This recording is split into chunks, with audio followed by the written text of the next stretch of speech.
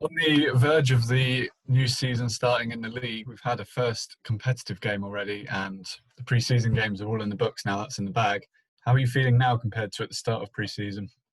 A lot better in truth. I mean, over the course of pre-season, we've worked incredibly hard in terms of recruitment and making sure that we piece together the right people, not just kind of player-wise, but also personality-wise. I've droned on enough to you about how the changing room aspect and the spirit of the team is important.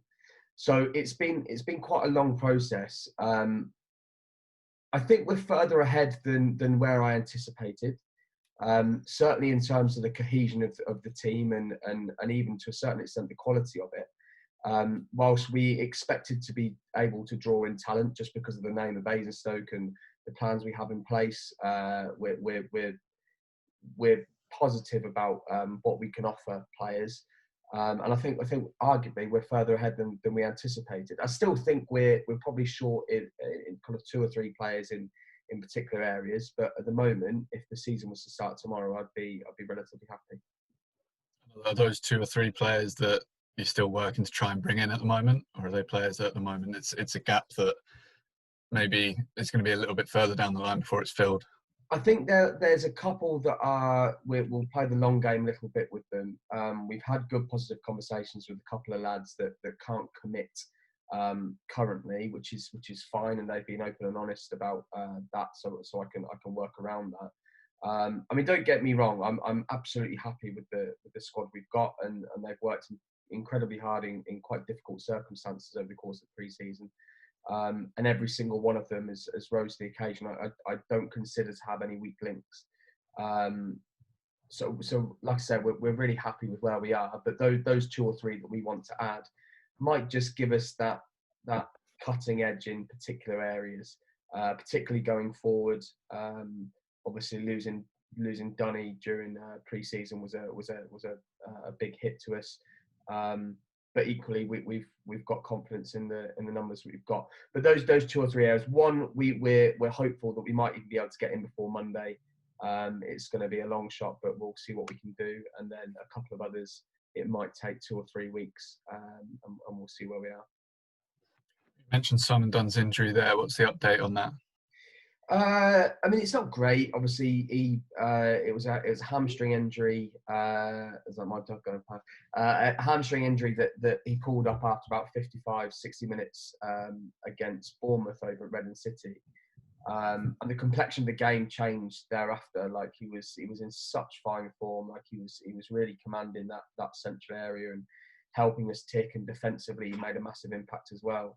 I think realistically, we're probably looking at maybe 6 weeks. Anything before that will be a bonus, which isn't the end of the world when you consider.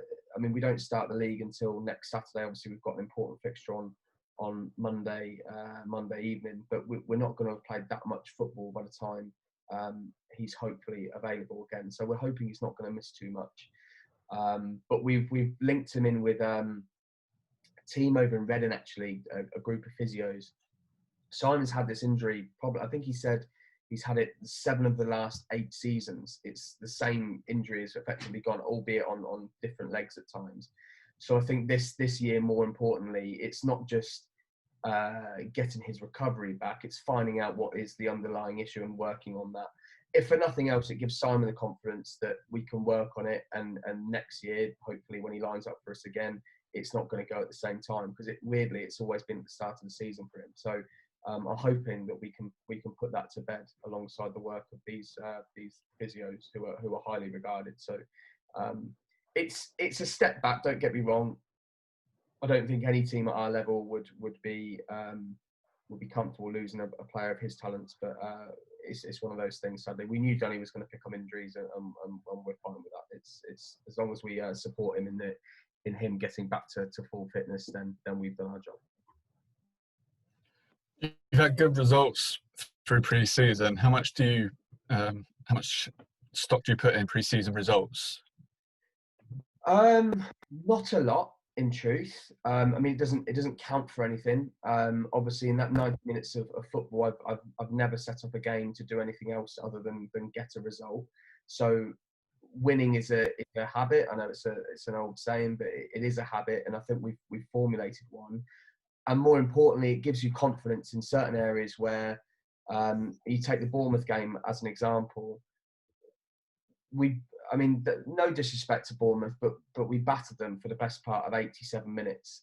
They got a breakaway goal. Fair play to them. As far as I'm concerned, they set up to have a penalty shootout. I think if we'd said before the game, fancy going to penalty, lads, they'd have bitten a hand off. But they set up well. Like they set up defensively. They were incredibly hard to break down. But we battered them for kind of 87 minutes. And when they got that goal, I think lesser teams, or even teams, the team that I had last year, again, no disrespect, we'd have folded. We wouldn't have known how to get back into that game. But fair play to them. They stuck to their guns, albeit it took a piece of real brilliance from Adam Everest, an unlikely source in the position he's in currently over at left back. But it was a fantastic strike. But those moments just give you the confidence to go, okay, well, we've been in this situation before. We can get back into a game. So pre-season for me is not just about getting minutes in the legs. It's formulating habits, not just winning ones, but also those moments where the chips are down or we might not be playing our best football. How do we win a game? Even when we played Farnborough the other night, I mean, the first half we were poor. I'd make no bones about it. Possession-wise, we weren't great. We weren't creating the chances that we normally do, and we weren't attacking with the same kind of flavour that we have done in previous weeks. But we kept going. There was no toys out the pram. To be fair, as I walked in the change rooms, all the boys had effectively said what I wanted to say anyway. They all knew what we needed to change, so I was just reinforcing the messages, and that's amazing for me because we're all on the same hymn page. So pre-season has a lot of factors to it, but the biggest one for me is learned experience and the fact that we've learned how to win games both from a very attacking point of view and scoring lots of goals and winning games that way, but also when we're not particularly playing well, knowing where to put the ball, knowing who to give to the ball, knowing what areas we need to take up on the pitch, and just being defensively solid and waiting for the right moment. So there's a lot to have liked. Don't get me wrong, we've still got loads to do. Like, I don't want thinking fans we're going to go on this like unbeaten run now for 15 games. Like, it's not going to work like that. But for what I wanted to achieve out of pre-season, we've ticked a lot of boxes. It's good.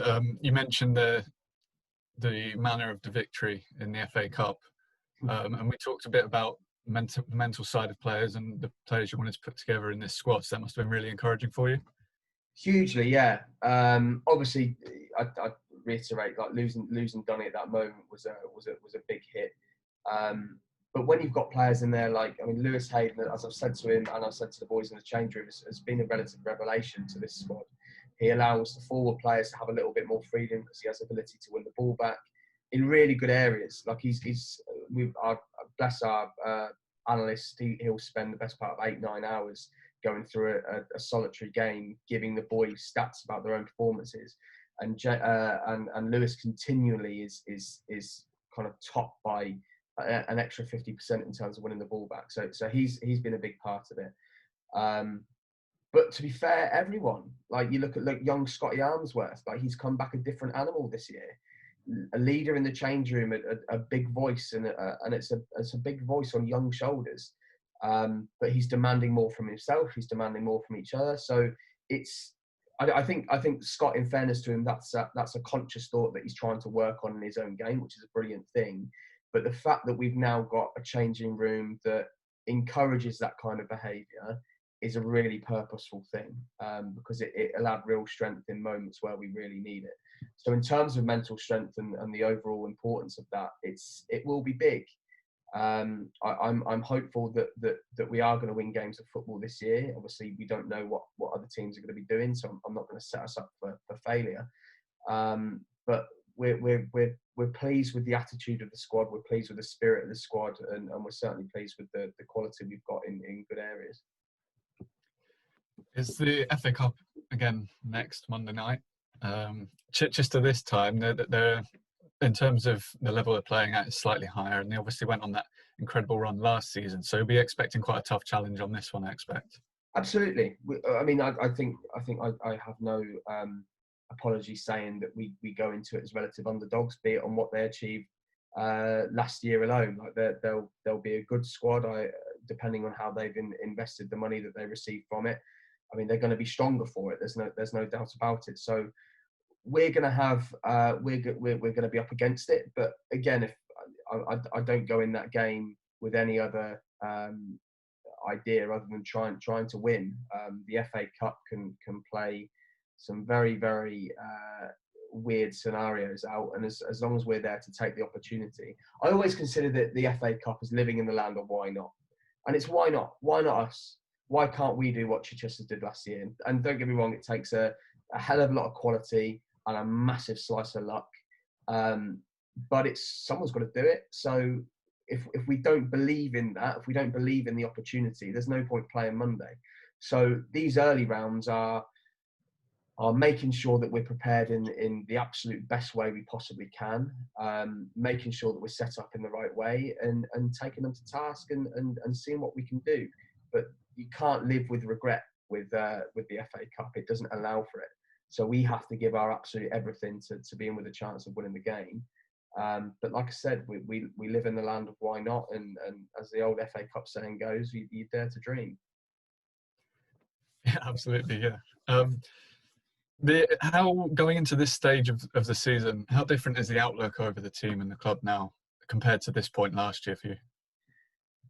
Obviously, I'm seeing it through slightly different eyes this year because obviously I'm the manager, whereas last year I was assistant. So for me, from my own selfish side, the club feels in a lot better light. It feels more positive. It doesn't feel like it's being dragged back by previous history. I think at the moment we are on a period where there is a bit of frustration because we are now that close. I mean, we're in touching distance of getting back to Winklebury, and every kind of minor delay, even if it's by 24 hours, you just kind of think, oh, it's another day. But we're so close now, and once we get back there, I've got no reason to believe that this club won't be doing anything other than on the side of up in terms of the club itself, and then it's up to us to put the kind of performances together. But it feels it might sound a weird thing to say, but the club feels lighter. It feels like we have the ability to think freely and a bit more clinically than we did before, because whilst we're not necessarily in control of every destiny, when you look at all the elbows of the club and our link with Hampshire FA and the limitations with that to a certain extent, in terms of the way the club can move forward, it feels like we have an opportunity. So we've got some really good people working incredibly hard. And when I say incredibly hard, I still don't think people understand the levels that some volunteers, by the way, are going to. And that's the board, that's people working the ticket office, that's everyone involved with the club. There really are some unbelievable efforts going in.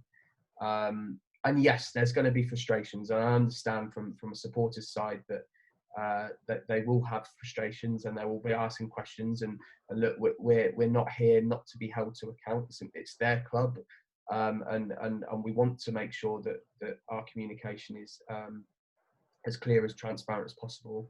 But it must be understood that people are working so incredibly hard on supporters' behalves to make sure that we're in the best position possible. And I'm seeing it from both sides, you know.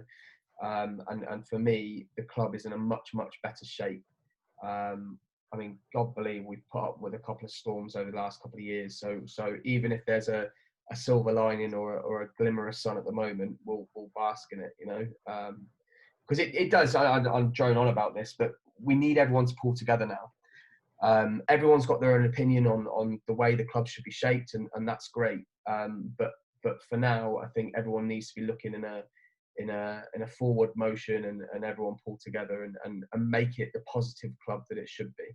Because I want people to enjoy supporting Basingstoke Town again, and that's only going to come from results. You know, like I'm saying all this stuff like the outside, and it does matter. The experience matters. The match day experience matters, but ultimately what we do on the pitch is going to result in more happy faces. So we as a group have got a massive responsibility to that. But to make a very succinct answer, it feels a lot more positive than where we were last year.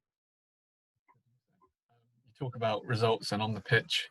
and all that. When you look at your aims for a season ahead, do you have sort of certain positions in the table in mind, or do you think more in terms of what you want to be challenging for or how comfortable you want to be? Not really. I mean, if you want an answer to that, I guess it's getting to where we were last year as quickly as possible. So I think we finished, I think it was 15 or 18 points, getting to that milestone as quickly as humanly possible, and then bettering it as best we can. I mean, the boring answer is win on Monday.